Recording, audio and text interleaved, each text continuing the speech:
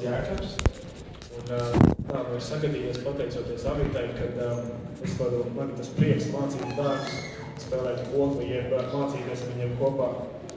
Ko es gribēju pateikt pie šīs izdevības, ka man ir arī ļoti liels prieks, ka tāda lieta kā latviešu skoliņa darbojās, ka viņi ir un darbojās, jo šajā laikmetā, kad viss ir tik globāls, kad bērni labāk pazīst dators un YouTube un Facebook nekā vecāki, mums tomēr ir tā etniskās identitātes piedarības vieta, kur mēs apgūstam, kas mēs īsti esam un vēlāk to ļoti novērtēsim. Un, kad bērni paaugsies, viņi sapratīs, ka tas īstenībā viņiem ļoti, ļoti svarīgi.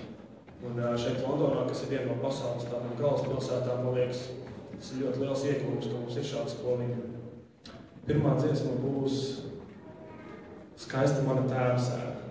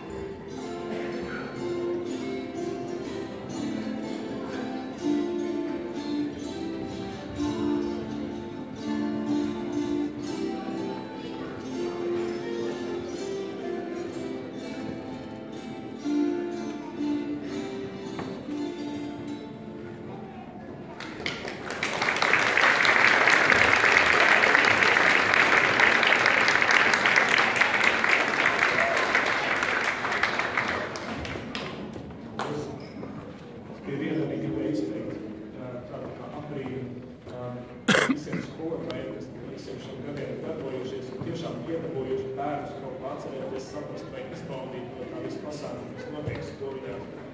Tas ir vienkārši neiedomājami, ja, cik ļoti bērni gribās runāt savās starpās, ka viņi ķēmies, viens otram sist jau un līdzīgi, bet ka viņi tiešām kaut ko saprot jau un iemācās, un viņiem kaut kas patīk, viņi sajūt to kaisni pret kaut kādu lietu, jā, latviskajā, jā. Es domāju, tas ir milzīgs ieguldījums no skolotāja, kā pacietība, kā entuziasms un viss pārējais. Un šiem 3 gadiem es esmu ļoti daudz ko iemācījies no bērniem tādā ziņā, un es gribu teikt, jā, ka bērni, viņos ir milzīgs potenciāls, viņi var tik daudz ko sasniegt, viņi ļoti ātri mācās. Un tieši tāpēc, ka skolotāji tik ļoti no sevis ieliek, un viņiem patīk pacietība un cenšas izprast bērnus un tam līdzīgi, tas viss notiekās tik veiksmīgi. Pēdējā dziesma Kalnu dziesma, kuru daļa no bērniem jau ir iemācījušies spēlēt, kas, manuprāt, ir milzīgs sasniegums, ka jums Rāvs arī nodemonstrēs, jā, ka viņš šo dziesmu māca, jo viņi ir diezgan sarežģīti, es ceru, ka jums mācās.